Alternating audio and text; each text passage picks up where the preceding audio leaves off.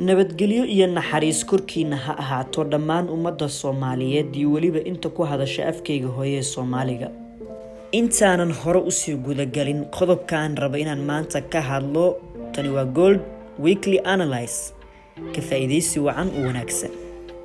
Waxaa jira dhowr arrimood oo xasaasi ah loo baahan yahay qof walba oo suuqan ku cusub inuu ka feejignaado.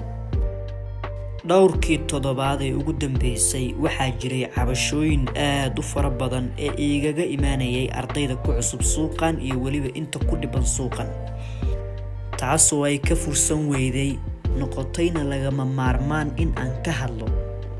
waxaa soo batay tuugo ama scammers kuwaasoo waagii hore jiri jiray balse hadda soo batay, taasoo loo baahan yahay ardayga suuqa ku cusub iyo waliba midkii hore ugu jiri jiray in uu feejignaan dheeri ah muujiyo.